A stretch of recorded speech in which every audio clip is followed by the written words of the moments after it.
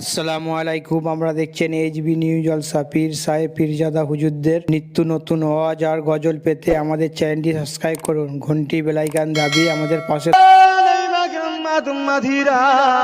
হযরত আদম নবী আমাদের পিতা আল্লাহ পাকের দরবারে ফরিয়াদ করতে লাগলেন, আল্লাহ পাক আমি আদম আপনার কাছে ফরিয়াদ করতে লেগেছি, আপনার নামের সঙ্গে যার নাম জুড়ে আছে মুহাম্মদ রাসূলুল্লাহ, যে নবী পাককে সৃষ্টি না করলে আল্লাহ পাক কিছুই বানাতেন না। আশা করি ওই মুহাম্মদ সাল্লাল্লাহু আলাইহি ওয়াসাল্লাম আপনার কাছে সবচেয়ে প্রিয়, ওই মুহাম্মদ সাল্লাল্লাহু আলাইহি ওয়াসাল্লাম করে আমি আদমের দোয়াটাকে আল্লাহ পাক কবুল করে নি, আমি আদমের আশাটাকে আল্লাহ আপনি পুরা করে দিন। রব্বানা যালামনা আনফুসানা ওয়া ইল্লাম তাগফির লানা ওয়া তারহামনা লানাকুনান্না মিনাল খাসিরিন। হযরত আদম নবী আমার নবী পাক ওসিলা দিয়ে দোয়া চাইলে আমার আল্লাহ পাক বলে দিলেন, এ আদম রে এমন একটা ওসিলা তুই ধরলি, এমন একটা বাইনা তুই ধরলি, আমি আল্লাহ পাক তোকে আর ফিরাতে পারলাম না। তবে আদম রে এই শিক্ষাটা তুই কি করে জানলি? হযরত আদম নবী বলেছিলেন, আল্লাহ পাক আপনি যখন আমাকে সৃষ্টি করেছিলেন আমি আদম সিজদা করেছিলাম, মাথাটা যখন তুললাম ওই মাথাটা তুলে আরশে আজিমের উপরে দেখেছিলাম লা ইলাহা ইল্লাল্লাহর সাথে মুহাম্মদ রাসূলুল্লাহ লেখা আছে, কুল হুয়াল্লাহু আহাদ। আল্লাহ আপনি দুআয়ে আহাদ লা শরীক, আপনার সাথে মুহাম্মদ রাসূলুল্লাহ ডাকে আল্লাহ পাক। আমি তখন আদম চিন্তা করেছিলাম আল্লাহ মখলুকের মধ্যে দুনিয়া আসমানের জমিনের মধ্যে ওই মুহাম্মাদের মতো প্রিয় আপনার কাছে অন্য কেউ নাই। আজকে দিনে ওই মুহাম্মদ রসিলা দিয়ে আল্লাহ পাক আপনার কাছে আমি আদম তওবা করলাম। আমার আল্লাহ পাক বললে, এ আমার আদম দেখে আমি আমার হাবিবে খাদিরে তো দোয়াটাকে আমি আল্লাহ পাক কবুল করে নিলাম। ভাইজান আমার অসুবিধা হচ্ছে নাকি ভাই? কি গো কেন কে কি রকম মানুষ এখন তো সব মডার্ন কথা বুঝতে পারছেন, কি কি রকম বোঝে, কি কি রকম শুনতে চায়, কি কি রকম জানে। তবে ভাই এসে শরিয়াতের কথা বলা সবই জানা জিনিস, তথাপি স্মরণ করিয়ে দেওয়া। কথা বুঝতে পারলেন? কি গো অসুবিধা হচ্ছে নাকি আপনাদের? তো ভাইজান হযরত আদম আলাইহিস সালামের দোয়াটাকে আমরা কবুল করেছি এই মুহররমের আশুরা দিনে। কথা বুঝতে পেরেছেন? আল্লাহ পাক এই দিনে বহুত কিছু আছে, এই দিনে কিয়ামত হবে। তো আমাদের কাছে খুবই দুঃখজনক এই দিনে রাসূলের সবথেকে প্রিয় হযরত ইমামে হাসান হুসাইন, তার মধ্যে থেকে হযরত হুসাইনকে এই দিনে শহীদ করা হয়েছিল। রাসূলের কাছে এত প্রিয় नबी अपने औलाद और फातिमा की औलाद हजरत इमाम हसन हुसैन तक छोटे छोटे बच्चे साथ में लेके बैठा हुआ इसी टाइम हजरत अजराइल आ गए, या रसूल अल्लाह, रब ने फरमाया इन तीनों में से किसी एक को रब ने मांगा। এই তিনজনের মধ্যে থেকে আল্লাহ যে কোনো একজনকে চেয়েছে, আপনি কাকে দেবেন? দুটো হলো হযরত ইমামে হাসান হোসেন ফাতেমার কলিজার টুকরো, আর একটা রাসূলুল্লাহ নিজের খুনের আওলাদ। কাকে দেবেন? রাসূল একবার ইমাম হাসান হোসেনের মুখের দিকে তাকালেন, একবার নিজের কলিজার টুকরো নিজের সন্তানটার দিকে তাকালেন। তাকাবার পর রাসূলুল্লাহ নিজের আওলাদ থেকে হযরত আজরাইল হাতে তুলে দিয়েছিলেন, হযরত ইমাম হাসান হোসেনকে দিলেন না। জোরে বলুন সুবহানাল্লাহ। তাহলে ইমাম হাসান হোসেনকে আমার রাসূল কত ভালোবেসেছেন, তাই তো নাকি গো? সেই মুহররমের 10 তারিখে তার জন্য রোজা রাখেন, সওয়াবের কাজ। রোজা রাখেন, ইমামে হাসান হোসেনের জন্য কিছু গরীব এতিম অসহায়দের ঘরে খাওয়ান, এগুলো করেন। হযরতে নূরে মুহাম্মদ সাল্লাল্লাহু আলাইহি ওয়াসাল্লাম আমার ইমামে হাসান হোসেনকে এত মহব্বত করতেন, এত ভালোবাসতেন যে রাসূলের পাক সাল্লাল্লাহু আলাইহি ওয়াসাল্লাম যখন নামাজ পড়তেন সিজদায় চলে যেতেন। ঠিক এমন সময় হযরত ইমামে হাসান হোসেন তখন ছোট ছিলেন, এসে নবী পাকের পিঠে উঠে বসতেন। কেন সব বড়রা ঘোড়ায় বসে, উঠে বসে, হযরত ইমামে হাসান হোসেন রাসূলুল্লাহর পিঠে বসতেন। আমরা বসলে হবে? হযরত আলী হুজুর যখন দেখতে পেতেন তখন বলতেন, সাওয়ারিটা খুব সুন্দর, সবারই বলতে কি বুঝায় ভাই? সবারই বলতে কি বুঝায়? যেটার উপরে চাপা হয়, বহন যে করে নিয়ে যায়। আমার রাসূলে পাক সাল্লাল্লাহু আলাইহি ওয়াসাল্লাম বলতেন, আলী শুধু সওয়ারি দেখলে, প্যাসেঞ্জার দুটো দেখলে না, যেমন সওয়ারি উপযুক্ত প্যাসেঞ্জার দুটো তেমন উপযুক্ত। জোরে বলুন সুবহানাল্লাহ। এই হলো ইমামে হাসান, যার শান, যার মর্তবা আল্লাহ এত করেছে, দুনিয়া में ऐसा कोई मां नहीं जो इमाम হাসান হুসাইন की जैसे बच्चा पैदा किया। এরকম কোন মা পয়দা হয়নি। আল্লাহ রাসূলের বেটি ফাতেমা, রাসূলুল্লাহ কলিজার টুকরি, তিনার ঘরে ইমামে হাসান হোসেন পয়দা হলেন। হযরতে শেরে খোদা আলী রাদিয়াল্লাহু তাআলা হুজুরের রক্ত। এরকম বাচ্চা দুনিয়া কোনো মায়ের পেটে আসে। এত নিয়ামত, জান্নাতের যুবকদের সরদার হবে। আমার রাসূল পাক সাল্লাল্লাহু আলাইহি ওয়াসাল্লাম বসে আছেন, এমন সময় নবী পাকের দরবারে হযরতে জিবরাইল আলাইহিস সালাম আসলেন, কিন্তু সুরাতটা ধরেছে দাহিয়া কলবি সাহাবী। এসে বসেছে হযরত ইমামে হাসান হোসেন, জিবরাইল আলাইহিস সালামের দুই কোলে যে বসেছে। কেন উনি তো নিজের সুরাতে নাই, বসেছে রাসূলের এক সাহাবী সুরাতে। এই দুই বাজুর উপরে বসলেন দুজনে, বসে উসপাস যেন কিছু একটা খুঁজছে। আল্লাহ রাসূলকে হযরত জিবরাইল সাল্লাম জিজ্ঞেস করলেন, ইয়া রাসূলুল্লাহ হাবিবাল্লাহ, এই ইমামে হাসান হোসেন কি খুঁজছে আমি বুঝতে পারছি না। রাসূল পাক বললেন, জিবরাইল তুমি কিছু মনে করো না, আমার দাইয়া কলবি সাহাবী আসতো, ইমাম হাসান হোসেনের জন্য কিছু নিয়ে আসতো, মিষ্টি, মিঠা, বাচ্চারা মিষ্টি পছন্দ করে, তুমি তো ওই সূরাতে এসেছো, এরা মনে করছে ওই রকম, তাই তোমার কাছে বসে উসপাস করছে। হযরত জিবরাইল সাল্লাম বলেছিলেন, ইয়া রাসূলুল্লাহ হাবিবাল্লাহ, আপনি কি কথা বলছেন, আপনি আমাকে ইজাজত দেন, আমি এক্ষুনি যাব আর আসব। আল্লাহ নবীর কাছে ফিরে গেলেন, কিন্তু যাবার আগে হযরত রাসূলুল্লাহ একটা কথা বলেছিলেন, ইয়া রাসূলুল্লাহ হাবিবাল্লাহ, হযরত ইমামে হাসান হোসেন কে আল্লাহ পাক কত ভালোবাসে। হুজুর আমার জান আপনার উপর কুরবান হয়ে যায়, বেয়াদবি নেবেন না।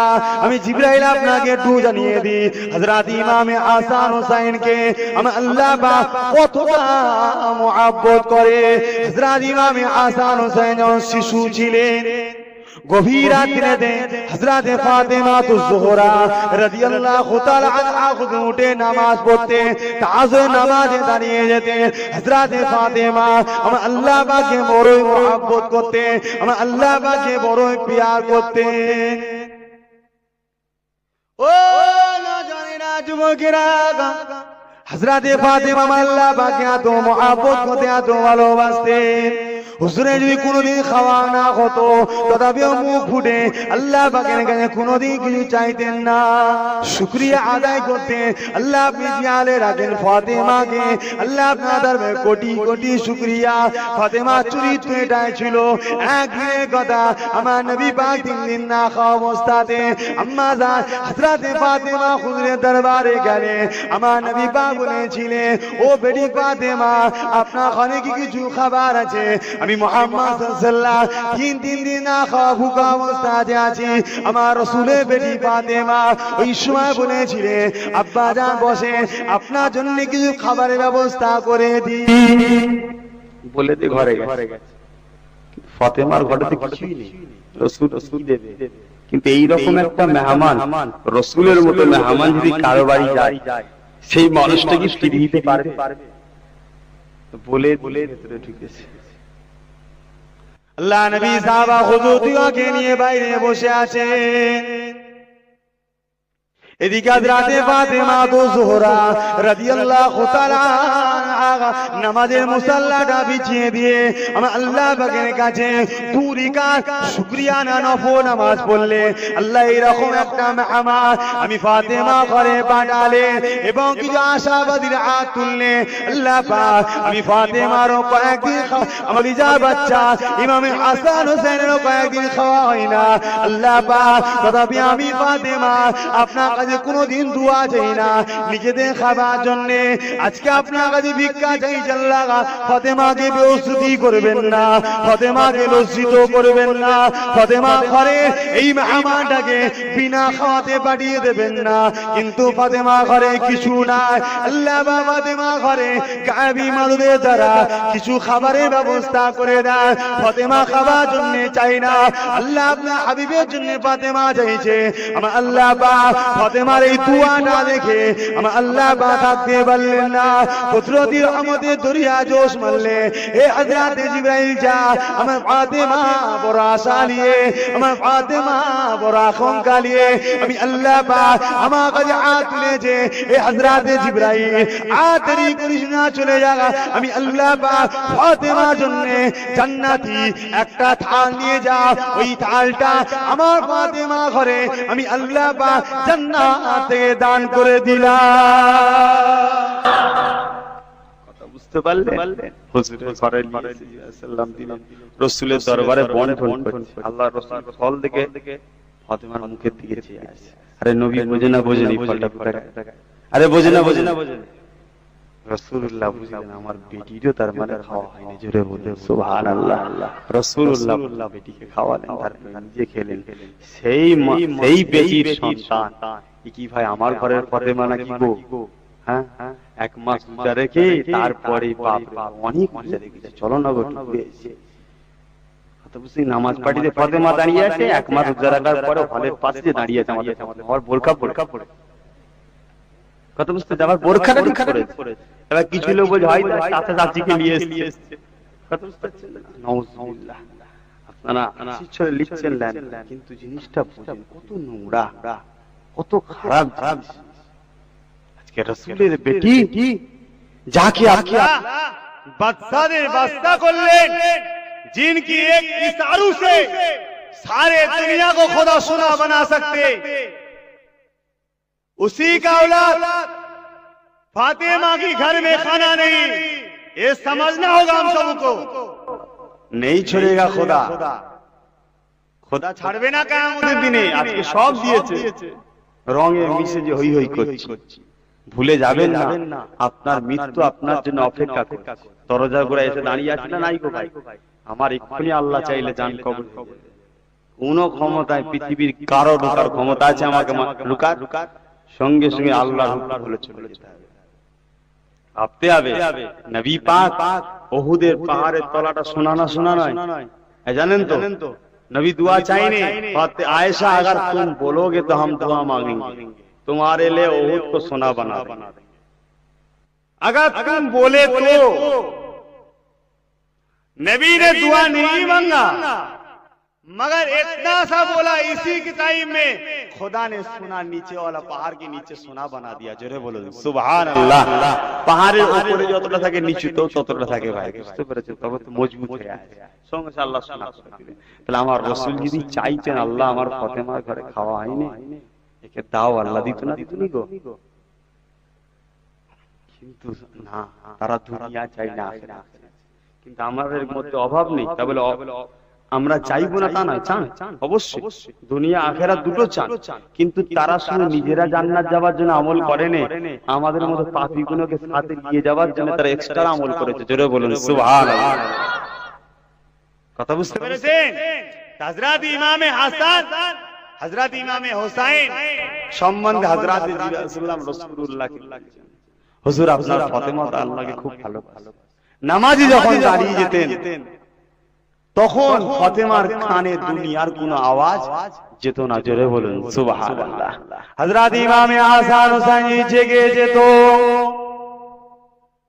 বাচ্চা শিশুরা কাঁদাকাটি করে, হযরত ইমামে হাসান হোসেন মা মা বলে কাঁদে, আম্মু জান বলে কাঁদতো। ইয়া রাসূলুল্লাহ হাবিবাল্লাহ, ফাতেমা তো নামাজে দাঁড়িয়ে আছে, ফাতেমা তো আল্লাহর ইশকে ফানা হয়ে গেছে, ফাতেমা তো সর ঝুকানে কে লিয়ে ফানা হো গয়ে। লিহাজা আল্লাহ ওই সময়তে আমি জিবরাইলকে পাঠিয়ে দিতে, এ হযরত ইব্রাহিম সাল্লাম যা আমার ফাতেমা ঘরে চলে যা। ফাতেমা আমি আল্লাহ আল্লাহ পাক আমার প্রেমে পাগল হয়ে গেছে, কিন্তু আমি ইমামে হাসান হুসাইনকে আমি আল্লাহ বড় মহব্বত করি, বড় ভালোবাসি। এ হযরত জিবরাইল চলে যায় ফাতেমা ঘরে গিয়ে ফাতেমা সুরা ধরে ফাতেমা গলাতে হযরত ইমামে হাসান হুসাইনকে সান্ত্বনা দিয়ে ঘুমটা পড়িয়ে দেয়। ইয়া রাসূলুল্লাহ, ইয়া হাবিবাল্লাহ, আমি জিবরাইলের সময় চলে আসতাম, ফাতেমা ঘরে এসে ফাতেমা সুরা ধরে ফাতেমা গলাতে হযরত ইমাম হাসান হুসাইনকে সান্ত্বনা দিয়ে আমি জিবরাইল ঘুম পাড়িয়ে দিতাম। জোরে বলুন সুবহান। সামনে ওয়ালা ভাইরা সুবহানাল্লাহ বলে, পিছনে করে বলছে ওরা চালাচ্ছে, চালাক না। একবার সুবহানাল্লাহ বললে জমিন আসমানের বিছখান পর্যন্ত আল্লাহ সওয়াবে ভরিয়ে দেয়। বুখারী শরীফের শেষ হাদিস, সুবহানাল্লাহ বিহামদিহি সুবহানাল্লাহিল আযীম। সেই হিসাবে ভাই একবার সবাই মিলে বলেন সুবহানাল্লাহ, মাশাআল্লাহ। কথা বুঝতে পেরেছেন তো ভাইজান? সেই ইমামে হাসান হুসাইনের মতো চাঁদ টুকরো এক ইমাম হাসান হুসাইনকে রাসূল পাক সাল্লাল্লাহু আলাইহি ওয়াসাল্লাম দরবারে জান্নাতি দুটো কাপড় আসলো।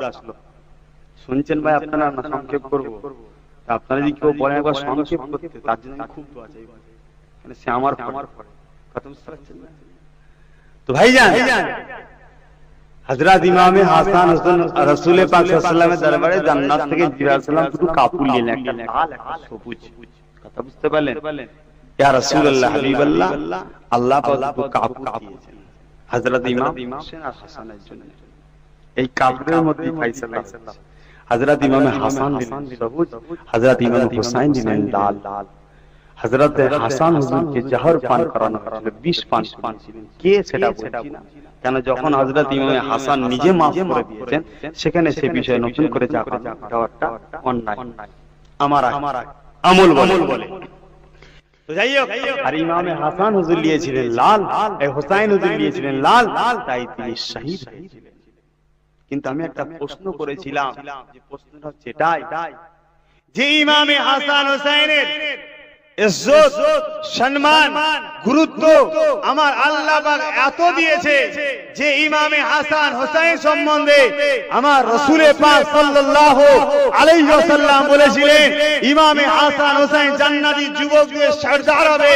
সেই ইমাম হুসাইনকে আবার রাসূল পাক কেন কারবালাতে পাঠালেন, কি জন্য পাঠালেন? এর কি কোনো উত্তর আছে না নাই? এটা একটা প্রশ্ন তো নাকি ভাই? নিশ্চয়ই প্রশ্ন, যখন তার উত্তর আছে। আজকে আমরাও খবর পেয়েছিলাম ইনোসেন্ট অফ মুসলিমের প্রচার আপনারা করেছিলেন, এই এলাকার মানুষ এলে একটা অশান্তি হয়েছিল। পশ্চিম বাংলায় আমরাও করি, যত পীরের আওলাদের সবাই মিলে বিভিন্ন জায়গায়, হাওড়া জেলা, হুগলি জেলা, 224 পরগনা, 2 মেদিনীপুরে, এক এক জায়গায় 1 লক্ষ 1.5 লক্ষ করে মানুষের জমায়েত, রাসূলের প্রেমিকরা ছুটে এসে প্রতিবাদ জানিয়েছে। কথা বুঝতে পেরেছেন? তো ভাইজান আমার এটা করতে হবে, রাসূলের জন্য এটা করতে হবে। কারণ নবীর জন্য যদি প্রতিবাদ না করি, তাহলে আমাদের ঈমানটা রইল আর কোথায়? রাসূলের জন্য যদি কথা না বলি, ঈমানটা রইল কোথায়? রাসূলের জন্য তো সাহাবা হুজুররা নিজেদের গর্দানও কেটে, কি কাটেনে? উহুদের যুদ্ধের ময়দান হবে, রাসূলের দুটো বাচ্চা সাহাবী মাদ আর মুআজ, রাসূল পাক সাল্লাল্লাহু আলাইহি ওয়াসাল্লামের ছোট শিশু সাহাবী, তিনারাও রাসূলের জন্য গেছে।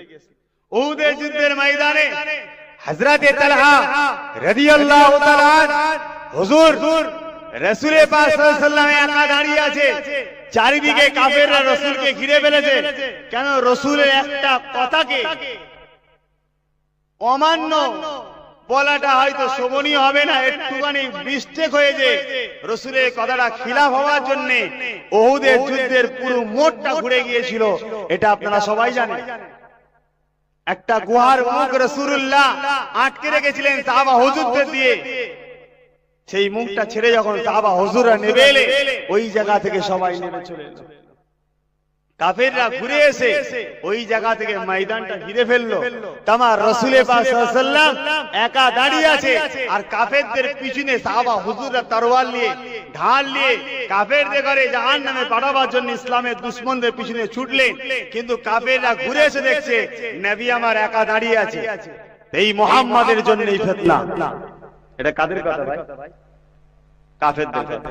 আজকে বারাক ওবামাও বলছে মুহাম্মাদের জন্য ফিতনা, তাহলে ও কাফের তো না, সব একই ব্যাপার। আমার নবী পাককে একা দেখে ইহুদিরা যখন, এই মক্কার মুশরিকরা যখন, কাফেররা যখন তীর নিক্ষেপ করবে, আমার নবী পাককে মারবে, আমার নবী পাকের দিকে তীর নিক্ষেপ করতে যাবে, সঙ্গে সঙ্গে আমার রাসূলের পাকের একজন সাহাবী দেখতে পেয়ে যাবে, যিনার নাম হচ্ছে হযরতে তালহা। রাসূলের হাতে না ঢাল আছে না তরোয়ার আছে, যেটাতে নবী নিজের জানটাকে রক্ষা করবে, যেটা দ্বারা তীর থেকে রুখবে, হযরতে তালহার হাতেও কিছু ছিল না। তাই হযরতে তালহা ছুটে এসে যেদিক থেকে তীরটা আসে ওই দিকে নিজের সিনাটাকে রাসূলের জন্য ঢাল বানিয়ে দিলেন। জোরে বলুন সুবহানাল্লাহ। রাতের মধ্যে আছে ৭৯ থেকে ৮০টা তীর হুজুর নিজের সিনাতে গেঁথে শহীদ হয়েছিলেন।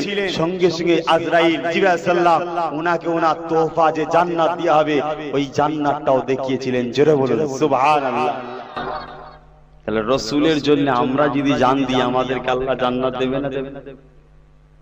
যে নবী বাত ও মহব্বত করে, যে ইমামে হাসান হোসেন কে এত মহব্বত করা সত্ত্বেও কারবালার ময়দানে কেন পাঠালেন?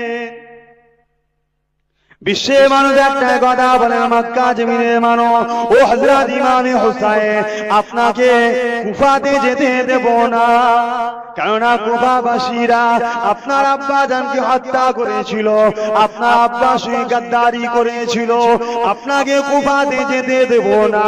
হযরত হুসাইন রাদিয়াল্লাহু তাআলা আমার একটা কথা বলেছিলেন, এ মক্কা মানুষেরা, আমি হুসাইনকে কুফা জমিনে যেতে হবে, কেননা কুফাবাসীরা আমি হুসাইনের হাতে বায়াত কবুল করবে বলে কুফা থেকে চিঠি পাঠাচ্ছে। বারবার চিঠি আসছে, আমি যাব, সবাই বাধা দিচ্ছে আপনি যাবেন কেন? আপনি চলে গেলে আমরা আর নেতা পাবো, আপনার মতো নেতা আর তো দুনিয়ায় কেউ নেই। হযরত ইমাম হোসেন হুজুরের জামানায় পৃথিবীর বুকে সবচেয়ে শ্রেষ্ঠ মানুষ ইমাম হোসেন ছিলেন। জোরে বলুন সুবহানাল্লাহ।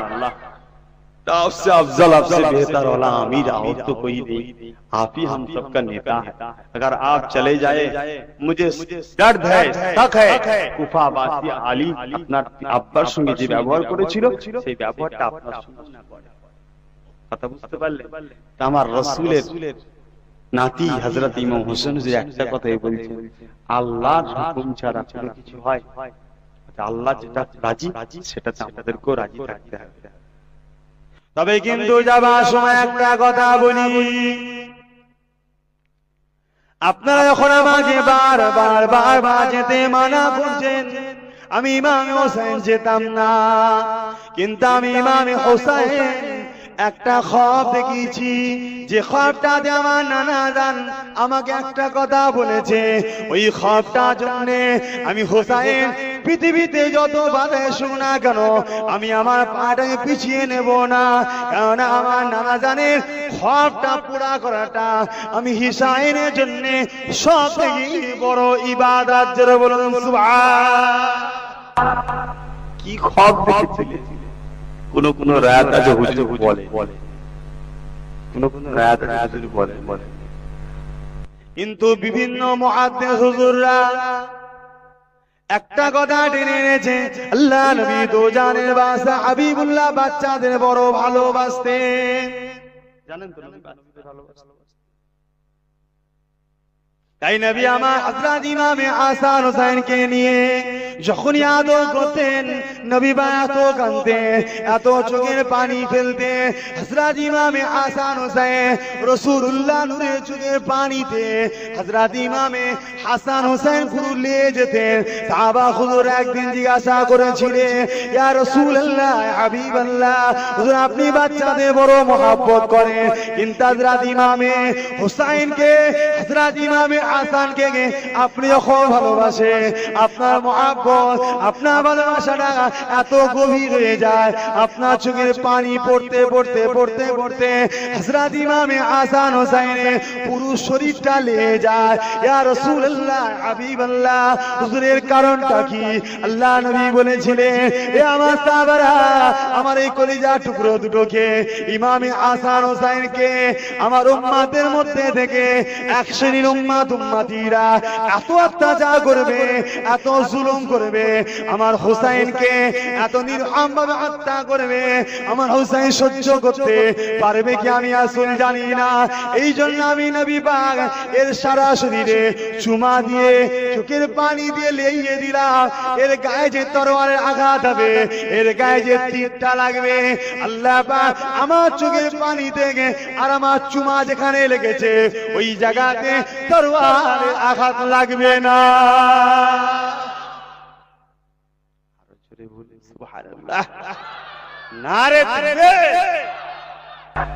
তো হুজুর বললেন সারা শরীরটাকে আমি এই জন্য চুমা দিয়ে আর পানি দিয়ে দিয়েছি। এ থেকে কিছু মুহাদ্দিস একটা রাত কেন ঘটনা অনেক বড়।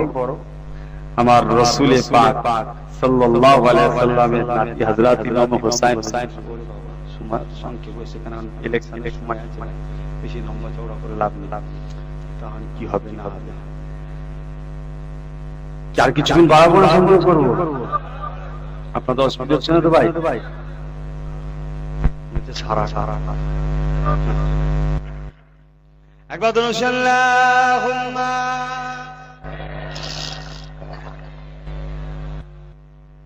জঙ্গে ওহদ, জঙ্গে বদর, আর জঙ্গে কারবালা, হাসান হুসাইন শহীদ হলেন আর হলেন হানজালা। রাসূলুল্লাহ, হাবিবাল্লাহ, আমার নবীর প্রিয় নাম, ওই নামেতে দরুদ পড়েন দাদা পীরের মুরিদগণ। আল্লাহুম্মা সাল্লি আলা।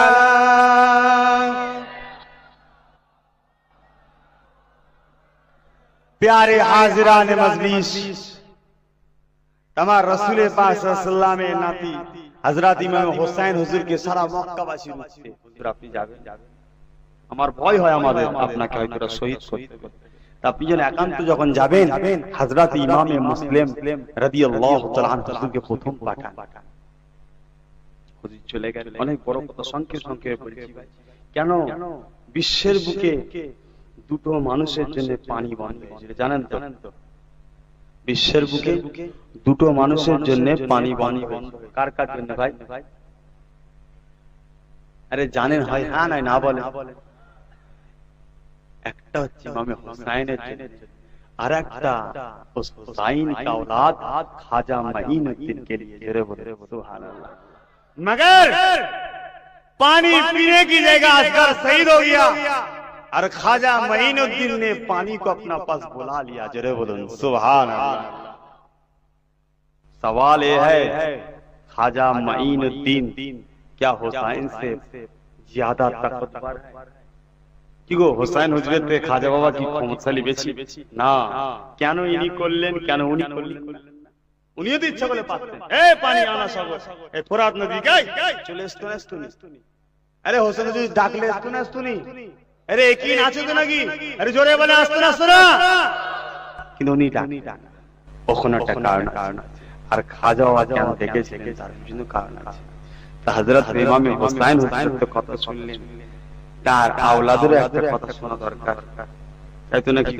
সেই বিষয়টি বলবো, আতে মেন জায়গা নিয়ে সময় একটু সংক্ষেপ হয়ে গেছে এবারে, কেন অনেক মানুষ এদিক ওদিক হয়। কি বলে, একজন উনি যে আমার আগে যে তাকরীর করলেন, ওনার আসার কথা আগে ছিল, এখন অন্য জায়গায় ছিলেন, সে হয়ে যায়। আমার তো হয়, কখনো হয় যেখানে যাচ্ছে একই কেস হয়ে যাচ্ছে। তো যাই হোক, তো সেই হিসাবে আর একটা সাইড খেয়াল করতে হবে, কেন আপনারা আহমেদাবাদের এসে ব্যবসা করছেন, আপনারা এখানকার বাসিন্দা। তথাপি এখানে হয়তো অনেকে নাগরিকতা কার্ড হয়ে গেছে, বাসিন্দা হয়ে গেছে, ঘর বাড়ি সবই। তথাপিও পশ্চিম বাংলা আপনাদের কাছে যেমন, এটা কিন্তু সেরকম, এটা মাথায় রাখতে। ভারতবর্ষের মুসলমান বেঁচে আছে। এই আগে মসজিদে একজন ভাই বলছিলেন কথাটা, আমারই কথা, খুব সুন্দর কথা বললো। সেই ভাইটা আছে আমাদের মাধবপুরে বাড়ি, আমাদের কাছে। এটা বেঁচে আছে আমরা আল্লাহর খাস দয়ায়, কথা বুঝতে পেরেছেন?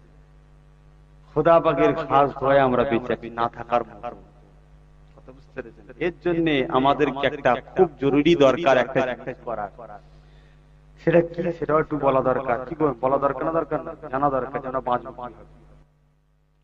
যাই হোক, যে কথা বলতে যাচ্ছিলাম সেদিকে আলোচনা করে তারপরে বলছি, হযরত ইমামে হোসেন হুজুরকে সবাই রুকলেন, হযরত ইমামে মুসলিম হুজুরকে পাঠিয়ে দিলেন।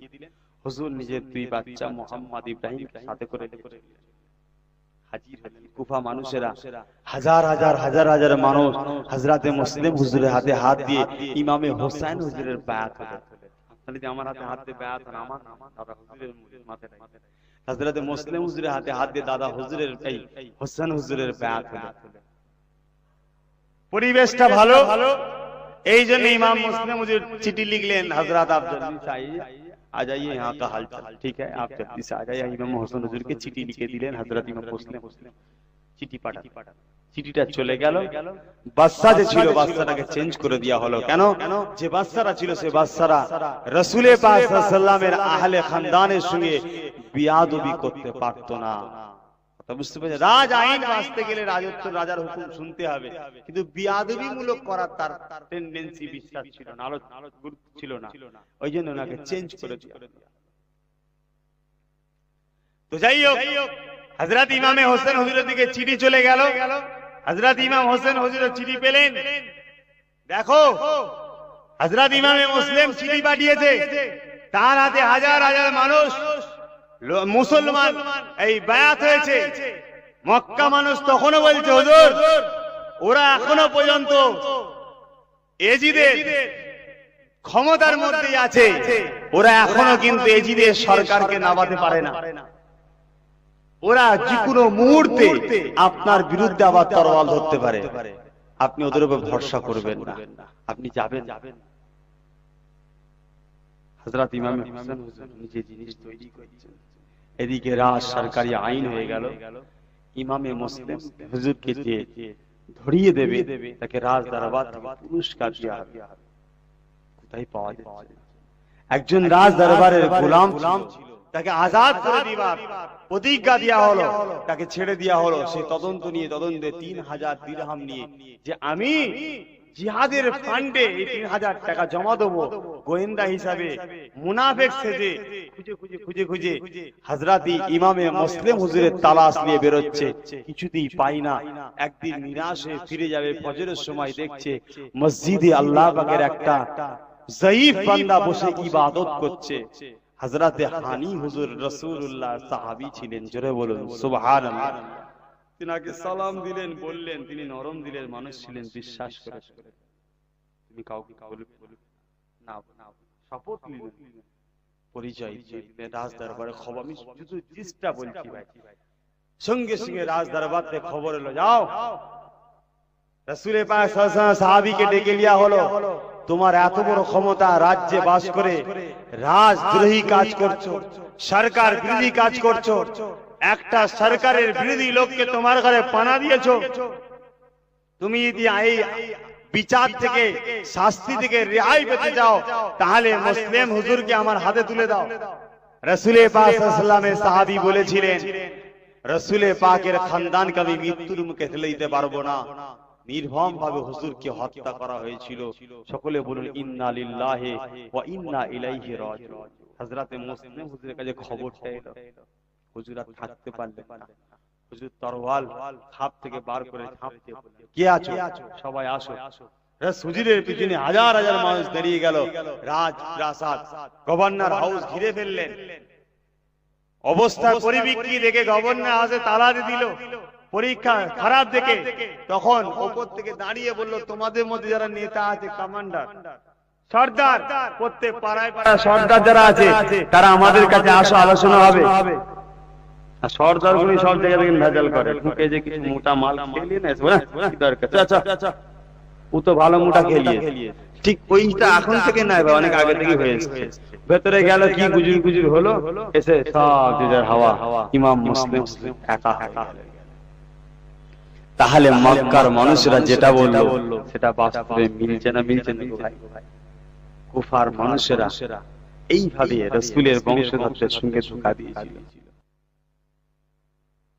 আমার এই বাগের উম্মাত উম্মাদিরা রাসূলুল্লাহ খান্নাজিনের বংশধর ছিলেন। হযরতে মুসলিম হুজুরকে নির্মমভাবে হত্যা করা হয়েছিল, কিন্তু বড় দুঃখের বিষয় কলিজা খানা ফেটে যায়। হযরত ইমামে মুসলিম হুজুরের দুটো বাচ্চা ছিল, একটা নাম হলো মুহাম্মদ, অপরটা নাম হলো ইব্রাহিম। এই দুটো বাচ্চা ছেলে বাপকে যখন হত্যা করে দেওয়া খবরটা পেয়ে গেছে, এই দুটো বাচ্চা ছেলে রাসূলের বাগের একজন সাহাবী হুজুরের ঘরে লুকায়িত ছিল। ওই সাহাবী হুজুরটা ওই সময় বুঝতে পেরে গেছে এই বাচ্চা গুলোকে হয়তো কতল করে দেবে, এই বাচ্চা গুলোকে হয়তো শহীদ করে দেবে।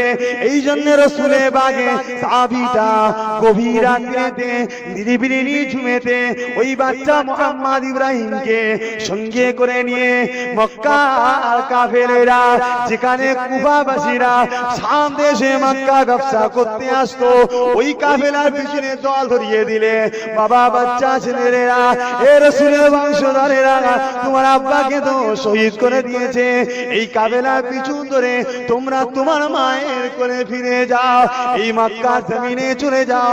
এ কুফাবাসীরা তোমরা যে বাচ্চা ছেলে এটা দেখবে না, রাসূলের খানদান তোমরা তোমাদের ঘরে শহীদ করে দেবে এরা পেলে, এই জন্য তোমরা এই কুফা শহরে আর থেকো না। হুজুরদের পিছু পিছু চলে গেল, শুনছেন তো নাকি ভাই? এই পাটি ছোট ছোট ছেলে, ছোট ছোট ছেলে, আহ আহ কি অবস্থা! রাসূলের খানদান উনি কিভাবে বাচ্চা ছেলে কত কোন একটা বড় মানুষের সঙ্গে হাঁট দেবে ভাই? হাঁটতে পারে? ঘোড়া উঠে লিজে চার্জ পারে? বালিতে এসে হুজুরকে পড়ে যাচ্ছে। এই হচ্ছে এইভাবে আস্তে আস্তে আস্তে উঠগুলো চলে গেল। ভাবেন একটুখানি, নিজের দিলটা একটু ভাবনা দেয়, আহ আহ কিভাবে মরেছে, কিভাবে তারা শহীদ হয়েছে, কি রকম তাদের মনটা সেদিন ছিল, কত মায়ের কথা মনে পড়েছে। আর আমি আমার বাপ চলে গেল, মাটাকে দেখতে পাবো কিনা পাবো নি জানি না, কোন দেশে সে পড়ে আছে, কেউ নেই। এরকম বুক ভরা ব্যথা নিয়ে, এরকম বুক ভরা দর্দ নিয়ে, এরকম বুক ভরা কষ্ট নিয়ে হযরতে মুহাম্মদ আর ইব্রাহিম দুই ভাই ওই কাফেলা হারিয়ে ফেললো। ঘুরে ঘুরে ঘুরে ঘুরে ঘুরে ঘুরে চার মত যেখানে লিখে থাকে, আবার কুফা শহরে চলে এসে একটা খাজুরের বাগানে একটা জায়গায় লুকিয়ে লুকিয়ে ওই মুহাম্মদ আর ইব্রাহিম দুই ভাই কাঁদতে লেগেছে। আহারে আব্বা চলে গেল, মাকে কি আর দেখতে পাবো না, মায়ের কে আর দেখা হবে না। দুই ভাই এমন করে কাঁদতে লেগেছে। একটা মহিলা পানি আনতে গিয়েছিল, ওই মহিলা বাচ্চা কান্না শুনে মহিলা দেখতে লেগেছে দুটো পূর্ণিমা আর চাঁদ জ্বলছে, যারা বলুন দূরের ঘরে দুটো পূর্ণিমা চাঁদ জ্বলছে, কত সুন্দর বাচ্চা, কি সুন্দর দেখতে। হে সোনা মানিকেরা, কোথায় তোমাদের বাড়ি, কে তোমরা বলো তো দেখি। ওই সে বাচ্চা দুটো মুহাম্মদ ইব্রাহিম কেঁদে কেঁদে বলেছিলে, এ কুফা নগরীর মহিলা, মারে আমি হলাম মুসলিম রাদিয়াল্লাহু তাআলা হুজুরের ছেলে, আমার নাম হলো মুহাম্মদ, আমার ভাইয়ের নাম হলো ইব্রাহিম, আমরা মক্কা থেকে এসেছি, পথ ভুলে যাবা ঢুকে পড়েছি, আমাদেরকে আমার মায়ের কাছে পেটিয়ে দেন, যা চাইবেন বিনিময়ে আমি মুহাম্মদ ইব্রাহিম তাই দেবো। কিন্তু এই মহিলা নিয়ে এসে বাচ্চাটাকে বুকে জড়িয়ে ধরলে, রাসূলের বংশধরের উপরে ময়া এসে গেল, লুকিয়ে ঘরে পরে রেখে দিল। কিন্তু তার ঘরে তার স্বামী ছিল একটা জালেম, মৃত্যু ভাই, কিচ্ছু করার নেই। আজকে তাদের রাসূলাই তো আমরা জান্নাত যাব, কিছু করার আছে ভাই? জান্নাত যদি যাই তাদের ওসিলায় যাব। নিজেদের ঘরে দেখেন, আমি আমার কথাও বলছি, নিজেদের ঘরে একটু খেয়াল করেন, আমরা জান্নাত যাবার নয়, যদি যাই তাদের ওসিলাতে যাব। আল্লাহ যেন তাদের ওসিলা আমাদেরকে জান্নাত দেয়, বলুন আল্লাহ আমিন। কিন্তু তাদের কথা শুনে একটু মুখে ব্যথা হওয়া তো দরকার না কি গো ভাই, তবেই তো ভালোবাসা। কিন্তু দুঃখের বিষয় এখন তাদের কথা শুনে অনেকে হাসে, কথা বুঝতে পারছেন না? অনেকে হাসে, এরা কিরকম সম্মান আল্লাহ। রাজ দরবার থেকে ঘোষণা দেওয়া হয়েছে, মুসলিমের ছেলে মোহাম্মদ ইব্রাহিমকে যে ধরে আনবে রাজ দরবার থেকে পুরস্কার করা, পুরস্কৃত করা, স্বর্ণ মুদ্রা দিয়া বাড়িতে ওই যে লোকটা এসে ঘরে হাজির। বড় পরিশ্রম, খাটাখাটনি অবস্থা, কি গো এত পেরেশান কেন? আরে দুটো বাচ্চাকে, মোহাম্মদ ইব্রাহিম নাম, এই দুটো বাচ্চাকে পেলে বাদশা অনেক টাকা দেবে। স্ত্রী চিন্তা করছে বাচ্চা তো আমারই ঘরে, এই জালেম স্বামী যদি জানতে পারে এদিকে চলে যায়। আল্লাহ পাকের হুকুমটা দেখেন, এমন নজনেরা ও যুবকেরা, মুরুবিয়ানেরা, মা বাবা ছেড়ে দিয়ে আমেদাবাদে পড়ে আছে। 1 মাস 2 মাস যাওয়ার পরে নিরিবিলি নির্ঝুমে যখন একা বসে থাকে, মায়ের কথাটা মনে পড়ে, চোখ দিয়ে দুপুরা পানি বেরিয়ে যায়। আরে আমার জনম দুঃখিনী মা কেমন আছে দেশে, চিন্তাটা হয়। সঙ্গে সঙ্গে ফোনটা লাগান, আম্মা জান কেমন আছেন বলেন। মায়ের কথাটা শুনলে বুকটা ভরে যাবে, কিন্তু ইব্রাহিম আর মোহাম্মদ এ তো মায়ের কাছে হ্যালো করার সুযোগটা নাই। বাপকে চোখের সামনে শহীদ করা হয়েছে। হযরত ইব্রাহিম মোহাম্মদ 2 ভাই এক ঘরে ঘুমিয়ে আছে। হঠাৎ রাত্রিরে বড় ভাই উঠে পড়ে মোহাম্মদ ইব্রাহিমকে তুলতে লেগেছে। ও ছোট ভাই ইব্রাহিম উঠে পড়ো, আর দেরি করো না, যাবার সময় হয়ে গেছে। ওই সময় ছোট ভাই বলেছিলে, বড় ভাই কি বাবা বলে, ওই সময় বড় ভাই বলেছিলে, আমি খবর দেখতে পেলাম আমার নানা জান দিন দুনিয়া বাদশাহ হাবিবুল্লাহ দাঁড়িয়ে আছে, আবে কৌশলে পানি হাতে নিয়ে। তিনার বাবা সাথে হযরত আব্বা জান মুসলিম হুজুর দাঁড়িয়ে আছে, ডান পাশেতে শেরে খোদা হযরত আলী দাঁড়িয়ে আছে। ওই সময় রাসূলুল্লাহ বলেছিলেন, এ হযরত মুসলিম আমার নাতিগুলোকে কেন ছেড়ে দিয়েলে? ওই সময় আব্বা জান বলেছিলেন, ইয়া রাসূলুল্লাহ হাবিবাল্লাহ এখনি আপনার দরবারে আসবে, এই যে এখনি আপনার দরবারে আসবে, এই কথাটা বলেছে। আমার ভাই আর দেরি নাই, আমাদের মৃত্যুর সময় এসে গেছে, আর মাকে দেখতে পাবো না, আর মায়ের দিদারটা হবে না, এখনি আল্লাহ ডাক হয়ে যাবে। 2 ভাই গলা জড়িয়ে জড়িয়ে কাঁদছে। এদিকে বেঈমান পাশের ঘরে শুয়েছিল, টাকার লোভে ঘুমাই না, বাচ্চা দুটো কোথায়? হঠাৎ করে যখন কান্নার আওয়াজটা পেয়েছে, স্ত্রীকে তুলছে। কোথায় থেকে বাচ্চার কান্না আসছে? জলদি করে ওঠো, বাচ্চার কান্না কোথা থেকে পাচ্ছি? স্ত্রী লম্প নিভিয়ে দিয়ে বানা লাগাতে লেগেছে। কোথায় কার বাচ্চা কাঁদছে? কেন তুমি এত চিন্তা করছো? এসব কথা ছাড়ো, ঘুমিয়ে পড়ো। কিন্তু জালেম নিজে আলো জ্বালিয়ে পাশের ঘরটা ঘুরে দেখে, 2টো পূর্ণিমার চাঁদ জ্বলছে। জোরে বলুন সুবহান। 2 ভাই কাঁদছে। এই তোদের ঘরে সারা দুনিয়া খুঁজলো না, আমার ঘরে চ চ। ওই রাত্রি বার করছে 1 হাতে তরোয়াল, সঙ্গে সঙ্গে বাধা দিতে এসছে। নিজের প্রাণ প্রিয় স্ত্রী বাধা দিতে এসেছে। খবরদার এখন কাজ করবেন না, কাল কিয়ামতের ময়দানে কোন মুখে রাসূলে পাকের শাফায়াত নেবে? নবী পাকের আলে খানদানকে আজকে মিটাতে যাচ্ছে। কাল কিয়ামতের ময়দানে কঠিন বিচারের দিনে সেই নবী পাকের কাছে কি করে শাফায়াতটা চাইবে? খবরদার নবী আওলাদদেরকে মারবেন না, ছেড়ে দাও, ছেড়ে দাও। যদি প্রতিশোধ নিবার দরকার হয়, এই বাচ্চা দুটোর বদলে আমি স্ত্রী আমার প্রতিশোধ নাও। টাকা লোভে পড়ে জালিম এত বদমাইশ হয়ে গেছে, এক তরোয়াল মেরে নিজের স্ত্রীকে দুটুকরো করে দিল, আবার এগিয়ে যাচ্ছে। নিজের বাচ্চা ছুটে এসেছে, আব্বা জান এরকম করবেন না, কত সুন্দর দুটো বাচ্চা, মুখটা দেখলেই মায়া এসে যাবে, চাঁদের মতো আলো জ্বলছে, এই রকম বাচ্চাকে কতল করবেন না। প্রতিশোধ নিবা ক্ষমতা থাকে, নিজের বাচ্চাকে আগে নিয়ে দেখে তবেই বুঝতে পারবেন।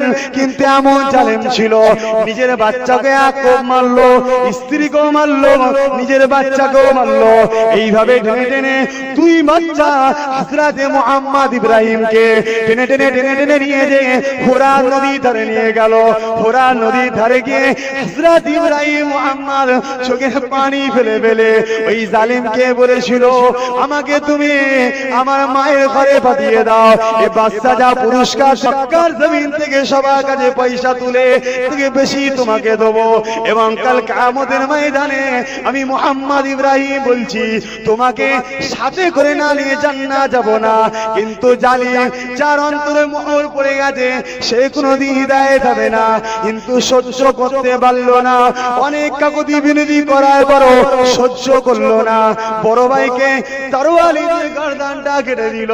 গর্দানটা কাটার পরে ওই গর্দানটা টানে সাগরে ফেলে দিল।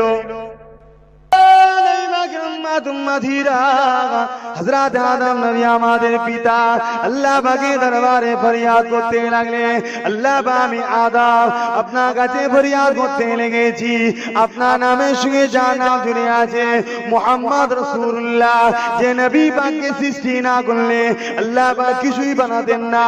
আশা করি ওই মুহাম্মদ সাল্লাল্লাহু আলাইহি ওয়াসাল্লাম আপনার কাছে সবচেয়ে প্রিয়, ওই মুহাম্মদ সাল্লাল্লাহু আলাইহি ওয়াসাল্লাম ওসিলা করে আমি আদমের দোয়াটাকে আল্লাহ পাক কবুল করে নি, আমি আদমের আশাটাকে আল্লাহ আপনি পুরা করে দিন।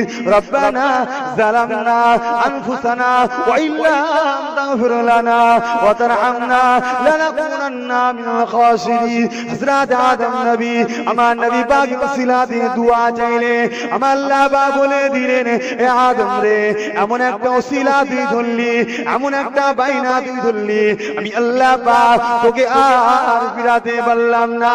তবে আদম রে এই শিক্ষাটা তুই কি করে জানলি? হযরত আদম নবী বলেছিলেন, আল্লাহ পাক আপনি যখন আমাকে সৃষ্টি করেছিলেন আমি আদম সিজদা করেছিলাম, মাথাটা যখন তুললাম ওই মাথাটা তুলে আরশে আজিমের উপরে দেখেছিলাম লা ইলাহা ইল্লাল্লাহর সাথে মুহাম্মদ রাসূলুল্লাহ লেখা আছে, কুল হুয়াল্লাহু আহাদ, আল্লাহ আপনি তো আহাদ আহাদ লা শরীক, আপনার সাথে মুহাম্মদ রাসূলুল্লাহ ডাকে। আল্লাহ পাক আমি তখন আদম চিন্তা করেছিলাম আল্লাহ মখলুকের মধ্যে দুনিয়া আসমানের জমিনের মধ্যে ওই মুহাম্মাদের মতো প্রিয় আপনার কাছে অন্য কেউ নাই। আজকে দিনে ওই মুহাম্মদ রসিলা দিয়ে আল্লাহ পাক আপনার কাছে আমি আদম তওবা করলাম। আমার আল্লাহ পাক বললে, এ আমার আদম দেখে আমি আমার হাবিবে খাদিরে তো দোয়াটাকে আমি আল্লাহ পাক কবুল করে নিলাম। ভাইজান আমার অসুবিধা হচ্ছে নাকি ভাই? কি গো কেন কে কি রকম মানুষ, এখন তো সব মডার্ন কথা বুঝতে পারছেন, কি রকম বোঝে, কি রকম শুনতে চাই, কি রকম জানে। তবে ভাই এসে শরিয়াতের কথা বলা সবই জানা জিনিস, তথাপি স্মরণ করিয়ে দেওয়া, কথা বুঝতে পারলে? কি গো অসুবিধা হচ্ছে নাকি আপনাদের? তো ভাইজান হযরতে আদম আলাইহিস সালামের দোয়াটাকে আমরা কবুল করেছি এই মুহররমের আশুরা দিনে, কথা বুঝতে পেরেছেন? আল্লাহ পাক এই দিনে বহুত কিছু আছে, এই দিনে কিয়ামত হবে। তো আমাদের কাছে খুবই দুঃখজনক এই দিনে রাসূলের সবথেকে প্রিয় হযরত ইমামে হাসান হুসাইন, তার মধ্যে থেকে হযরত হুসাইনকে এই দিনে শহীদ করা হয়েছিল। রাসূলের কাছে এত প্রিয় नबी अपने औलाद और फातिमा की औलाद हजरत इमाम हसन हुसैन तक छोटे छोटे बच्चे साथ में लेके बैठा हुआ इसी टाइम हजरत अज़राइल आ गए, या रसूल अल्लाह, रब ने फरमाया इन तीनों में से किसी एक को रब ने मांगा। এই তিনজনের মধ্যে থেকে আল্লাহ যে কোনো একজনকে চেয়েছে, আপনি কাকে দেবেন? দুটো হলো হযরত ইমামে হাসান হোসেন ফাতেমার কলজের টুকরো, আর একটা রাসূলুল্লাহ নিজের খুনের আওলাদ। কাকে দেবেন? রাসূল একবার ইমাম হাসান হোসেনের মুখের দিকে তাকালেন, একবার নিজের কলজের টুকরো নিজের সন্তান তাকে তাকালেন। তাকাবার পর রাসূলুল্লাহ নিজের আওলাদটাকে হযরত আজরাইল হাতে তুলে দিয়েছিলেন, হযরত ইমাম হাসান হোসেনকে দিলেন না। জোরে বলুন সুবহানাল্লাহ। তাহলে ইমামে হাসান হোসেন আমার রাসূল কত ভালোবেসেছেন, তাই তো নাকি গো? সেই মুহররমের 10 তারিখে তার জন্য রোজা রাখেন, সওয়াবের কাজ। রোজা রাখেন, ইমামে হাসান হোসেনের জন্য কিছু গরীব এতিম অসহায়দের ঘরে খাওয়ান, এগুলো করেন। হযরতে নূরে মুহাম্মদ সাল্লাল্লাহু আলাইহি ওয়াসাল্লাম আমার ইমামে হাসান হোসেনকে এত মহব্বত করতেন, এত ভালোবাসতেন যে রাসূল পাক সাল্লাল্লাহু আলাইহি ওয়াসাল্লাম যখন নামাজ পড়তেন সিজদায় চলে যেতেন। ঠিক এমন সময় হযরত ইমামে হাসান হোসেন তখন ছোট ছিলেন, এসে নবী পাকের পিঠে উঠে বসতেন। কেন সব বড়রা ঘোড়ায় বসে, উঠে বসে, হযরত ইমামে হাসান হোসেন রাসূলুল্লাহর পিঠে বসতেন। আমরা বসলে হবে? বসলে হবে? হযরতে আলী হুজুর যখন দেখতে পেতেন তখন বলতেন সাওয়ারিটা খুব সুন্দর। সাওয়ারি বলতে কি বোঝায় ভাই? সাওয়ারি বলতে কি বোঝায়? যেটার উপরে চাপা হয়, বহন যে করে নিয়ে যায়। আমার রাসূল পাক সাল্লাল্লাহু আলাইহি ওয়াসাল্লাম বলতেন আলী শুধু সাওয়ারি দেখলে, প্যাসেঞ্জার দুটো দেখলে না, যেমন সাওয়ারি উপযুক্ত প্যাসেঞ্জার দুটো তেমন উপযুক্ত। জোরে বলুন সুবহানাল্লাহ। এই হলো ইমামে হাসান হোসেন, যার শান, যার মর্তবা আল্লাহ এত করেছে, দুনিয়া में ऐसा कोई मां नहीं जो इमाम হাসান হোসেন के जैसे बच्चा पैदा किया। এরকম কোন মা পয়দা হয়নি। আল্লাহ রাসূলের বেটি ফাতেমা, রাসূলুল্লাহ কলিজার টুকরি, তিনার ঘরে ইমামে হাসান হোসেন পয়দা হলেন।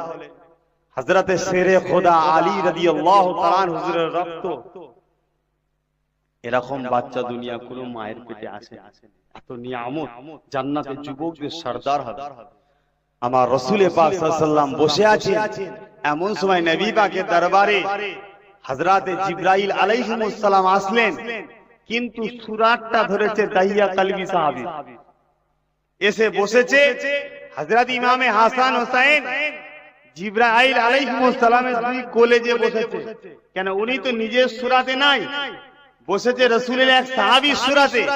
এই দুই বাজুর উপরে বসলেন দুজনে, বসে উসপাস উসপাস যেন কিছু একটা খুঁজছে। আল্লাহ রাসূলকে হযরত জিবরাইল সাল্লাম জিজ্ঞেস করলেন, ইয়া রাসূলুল্লাহ হাবিবাল্লাহ, এই ইমামে হাসান হোসেন কি খুঁজছে আমি বুঝতে পারছি না। রাসূল পাক বললেন, জিবরাইল তুমি কিছু মনে করো না, আমার দাইয়া কলবি সাহাবী আসতো, ইমাম হাসান হোসেনের জন্য কিছু নিয়ে আসতো, মিষ্টি, মিঠা, বাচ্চারা মিষ্টি পছন্দ করে, তুমি তো ওই সূরাতে এসেছো, এরা মনে করছে ওই রকম, তাই তোমার কাছে বসে উসপাস করছে। হযরতে জিবরাইল সাল্লাম বলেছিলেন, ইয়া রাসূলুল্লাহ হাবিবাল্লাহ, আপনি কি কথা বলছেন, আপনি আমাকে ইজাজত দেন, আমি এক্ষুনি যাব আর আসব। আল্লাহ নবীর কাছে ফিরে গেলেন, কিন্তু যাবার আগে হযরত রাসূলুল্লাহ একটা কথা বলেছিলেন, ইয়া রাসূলুল্লাহ হাবিবাল্লাহ, হযরত ইমামে হাসান হোসেন কে আল্লাহ পাক কত ভালোবাসে। হুজুর আমার জান আপনার উপর কুরবান হয়ে যায়, বেয়াদবি নেবেন না। আমি জিবরাইল আপনাকে একটু জানিয়ে দিই, হযরত ইমামে হাসান হোসেনকে আমার আল্লাহ পাক কতটা মুহাব্বত করে। হযরত ইমামে হাসান হোসেন যখন শিশু ছিলেন, গভীর রাতে হযরত ফাতেমা তুজ-জোহরা রাদিয়াল্লাহু তাআলা আনহা উঠে নামাজ পড়তে, তাহাজ্জুদ নামাজে দাঁড়িয়ে যেতেন। হযরত ফাতেমা আমার আল্লাহ পাককে বড়ই মুহাব্বত করতেন, আমার আল্লাহ পাককে বড়ই প্যার করতেন। ও না জানি না যুবকেরা, হযরত ফাতেমা আল্লাহ পাককে এত মুহাব্বত করতেন, এত ভালোবাসতেন। হুজুরে যদি কোনোদিন খাওয়া না হতো তথাপিও মুখ ফুটে আল্লাহ পাকের কাছে কোনোদিন কিছু চাইতেন না, শুকরিয়া আদায় করতেন। আল্লাহ আপনি জিয়ালে রাখেন ফাতেমাকে, আল্লাহ আপনার দরবারে কোটি কোটি শুকরিয়া। ফাতেমা চরিত্র এটাই ছিল, একদিনের কথা আমার নবী পাক 3 দিন না খাওয়া অবস্থাতে আম্মা জান হযরতে ফাতেমা হুজুরের দরবারে গেলেন। আমার নবী পাক বলেছিলেন, ও বেটি ফাতেমা আপনার ঘরে কি কিছু খাবার আছে? আমি মুহাম্মদ সাল্লাল্লাহু আলাইহি ওয়াসাল্লাম 3 দিন না খাওয়া ভুকা অবস্থাতে আছি। আমার রাসূলের বেটি ফাতেমা ওই সময় বলেছিলেন, আব্বা জান বসেন, আপনার জন্য কিছু খাবারের ব্যবস্থা করে দিই। বলে দিয়ে ঘরে গেছে। ফাতেমার ঘরে তো কিছুই নেই, রসুল দেবে। কিন্তু এইরকম একটা মেহমান, রসুলের মতো মেহমান যদি কারো বাড়ি যায়, সেই মানুষটা কি ফিরে দিতে পারবে? বলে ভেতরে ঢুকেছে। আল্লাহ নবী সাহাবা হুজুরকে নিয়ে বাইরে বসে আছেন। এইচবি নিউ জলসা পীর সাহেব পীরজাদা হুজুরদের নিত্য নতুন ওয়াজ আর গজল পেতে আমাদের চ্যানেলটি সাবস্ক্রাইব করুন, ঘন্টি বেল আইকন দাবিয়ে আমাদের পাশে থাকুন।